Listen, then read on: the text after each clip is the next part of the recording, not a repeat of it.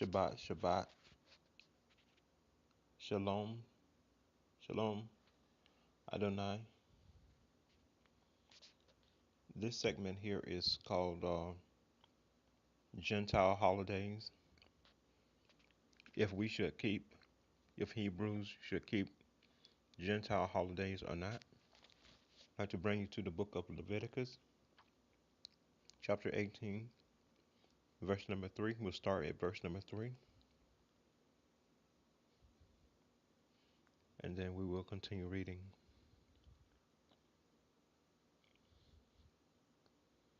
I think we'll stop at verse number 9. I think that would be sufficient.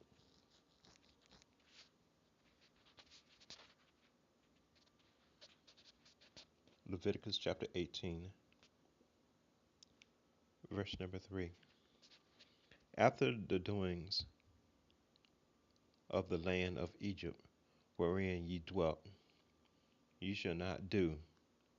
After the doings of the land of the Canaan, whether I have brought you, ye shall not do, neither shall you walk in their ordinance.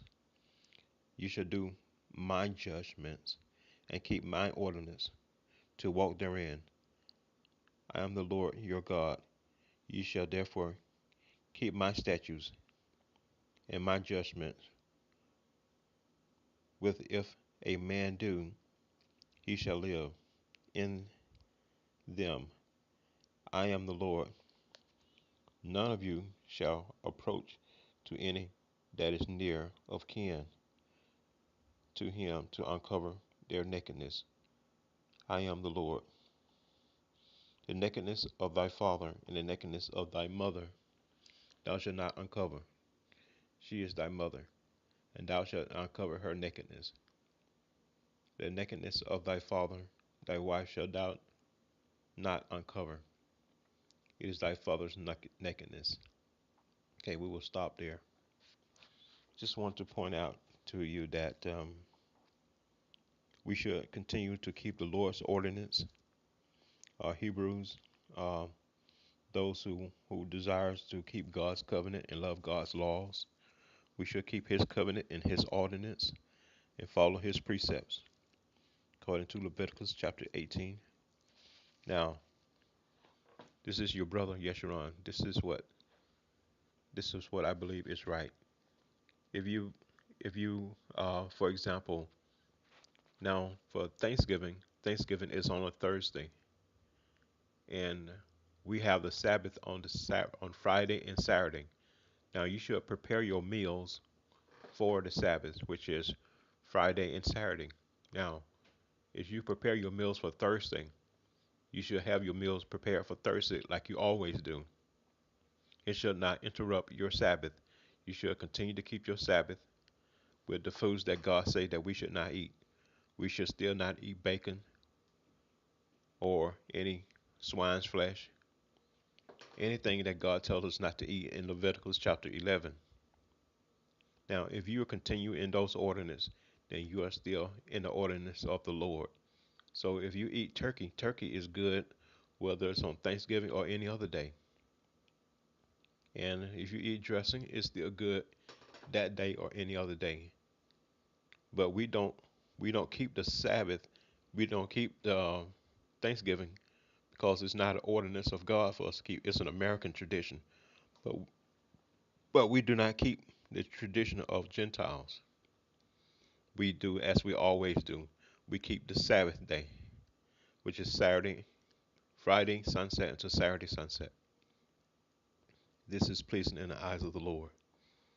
And when you uh, have dinner on Thanksgiving, on that day that Gentiles celebrate Thanksgiving, then you should say, Father, every day is Thanksgiving, but we will walk in your ordinance according to Leviticus chapter 18.